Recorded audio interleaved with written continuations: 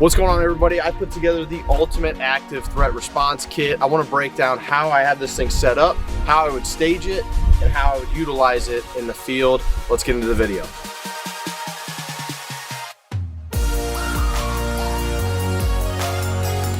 All right, guys, so really quick, I want to talk about the thought process that went into this carrier. It's deviated a little bit since I've set this thing up. Originally, what I wanted was a more lightweight carrier that I could utilize with everyday carry. So I carry in the appendix position, so I wanted to get rid of any type of flap sack that I had set up before. So originally, like this chest rig, I had this flap sack where I would carry all my medical supplies with it, and it was a much more robust system before. So I wanted the ability to be able to get to my firearm, and I also wanted to have extra magazines on hand as well as medical supplies. So I got this backpack with the original intention of stowing extra chest seals, extra gauze, tourniquets, etc. for any type of trauma, first aid.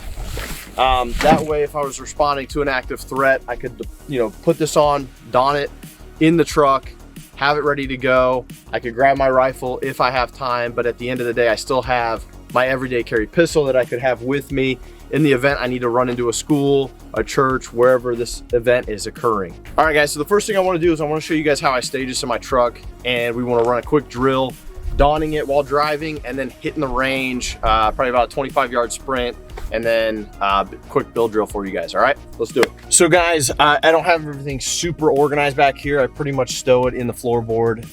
My plate carrier, my belt, my rifle, all back here. The idea just being that if I need it, I have it on me. Because I have duties as a SWAT operator, I have to have the stuff with me.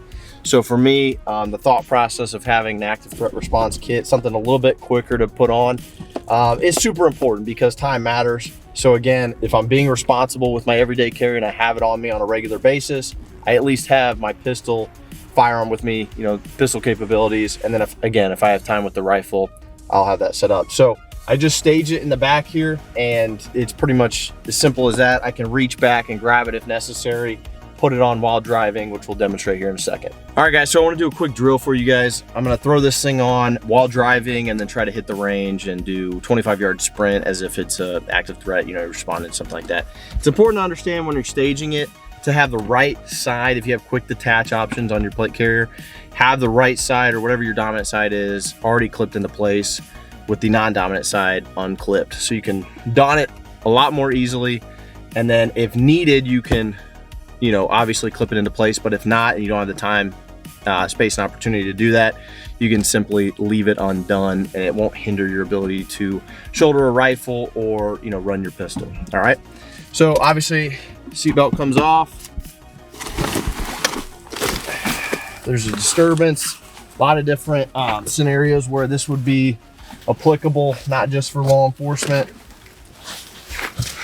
Throw it on, pull it across, and at the very least have my plate carrier on. And then if I have the ability, I can cinch this thing into place. All right, we make our way out to the range here and show you what that looks like as far as actually getting out and grabbing our rifle. All right, guys, so we get to where we need to be. Get out of my truck, rifle stowed in the back here. Simple as grabbing it. I have my sling kind of staged. Obviously need to charge. Red dot comes on and we can go. So I like to wear my sling like a necklace, throw it over my neck, and then I can run into whatever I need to do. So quick drill, we'll do a 25-yard sprint into a bill drill. That's 6 rounds on just a 8x11 piece of paper. All right.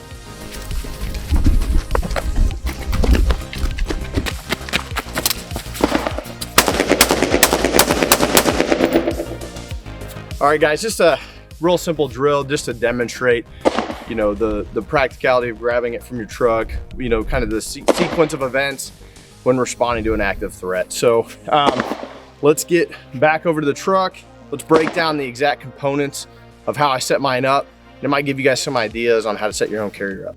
All right, guys, so let's break down exactly how I have this thing set up. I have, for the carrier itself, Banshee 3.0 from Shellback.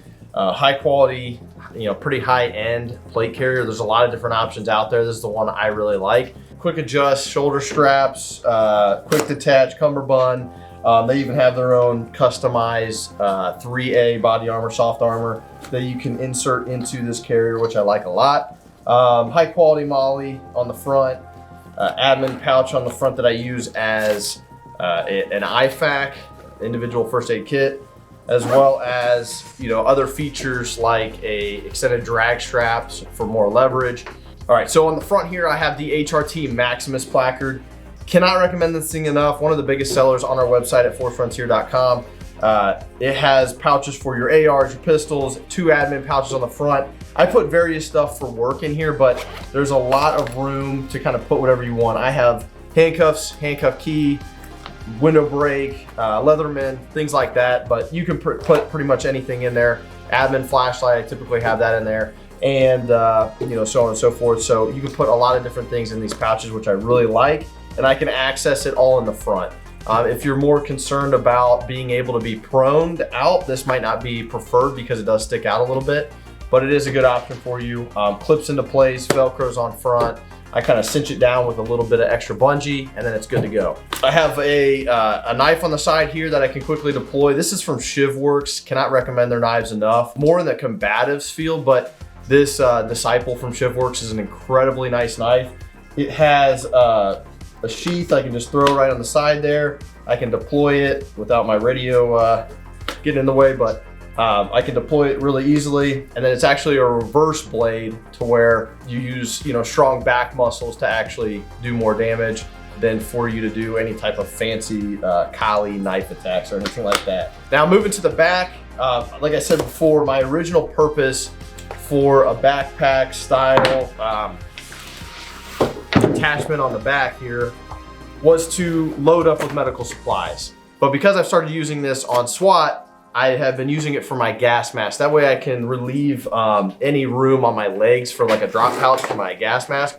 So I've been putting the gas mask in here just to kind of save room for my SWAT duties. But again, a nice big backpack like this from HRT, again, available on our website, is a great option if you want to load pretty much anything. You can put ballistic helmet in here, medical supplies, extra food supplies, whatever your context is, you can put whatever you need in there. It's just a general purpose pouch. All right, guys, so the last thing we want to discuss, and probably the most important thing, is the actual armor that's in here. We trust Dayton Armor Company. They make the lightest body armor on the planet. This stuff is incredible. Also available on our website, forcefrontier.com. Level 3 plates. This can stop up to a 308 round, 7.62 by 51. These things are absolutely incredible, and they're a pound, 1.8 pounds. I mean, you cannot beat that. There's nothing else like that on the market. So Dayton Armor plates is what we trust for our carrier. So the topic of today, active threat response. You might be thinking, if I'm a civilian, why does any of this matter to me? It's something that when I'm looking at my everyday carry, what do I want to have on my person? What do I want to have in my truck? And then what do I want at my house? And all those things are going to be obviously different supplies that I'm going to want to have on hand. Now, as far as my truck goes, I think having a plate carrier and body armor is very practical, right? You can stow it in a safe place. You can even get these lock boxes that they sell. And you can have this on hand if needed. I'd rather have it not need it than need it not have it. And I think a plate carrier is one of those things. Now, if you put the time into your training, you have a rifle, you have a pistol, and you're starting to kind of build up your, ultimately your prepared kit, this is something that could be very practical for you. And again, hopefully this video gives you guys some ideas on how to better do that. Now, I would recommend having some type of placard to indicate that you're not a bad guy. There's a lot of blue on blue shootings, meaning police on police shootings in these situations because they're chaotic and you don't know who's a good guy, who's a bad guy. You just see somebody with a gun and people respond accordingly. So having some type of placard or high vis something to distinguish you from a potential shooter is super important. Even getting like a security band on here would be something that I would recommend. And this is really something where if you're in the civilian context, you come across a mass casualty event and it's happening right in front of you and you happen to be in your vehicle and have something available on hand, that's something I would recommend. It could also double as, you know, kind of a get out kit, you know, a bug out type kit, you know, something that you can have on hand in your truck in the event, you know, we have civil unrest or, you know, more protests in the near future. So something to think about, guys. If you guys have any questions about any of the things on here, make sure you send us an email at training@forcefrontier.com or comment down below, DM us, and we'd be happy to help you out. All right, guys, so that does it for our active threat response kit. But remember, when we're talking about being prepared, there's a lot of different contexts that can fall into. So if you are somebody that is in a more rural area and you want to put something like this together to where you have extra food supplies on hand, you can kind of get out of Dodge. Great option. Start thinking about this stuff if you are someone training in firearms and you're starting to kind of put this type of kit together. A lot of different contexts for a lot of different people. Again, for me, as somebody that's on a SWAT team, law enforcement, I have a very specific need for this carrier, and I put that thought process in mind when I'm putting it together. So for you guys, yours is gonna look a lot different, and we'd love to see photos. Comment down below. How are you guys setting your kits up? We would like to know, and hopefully we give you guys some good ideas going forward when you're setting stuff up. So with all that out of the way, guys, make sure you subscribe, like, comment, all that good stuff. Your support means everything to us at Force Frontier, so we greatly appreciate it. And make sure you go to the website, forcefrontier.com. All of this gear on this carrier is available now, so check us out, forcefrontier.com, and we'll see you on the next video.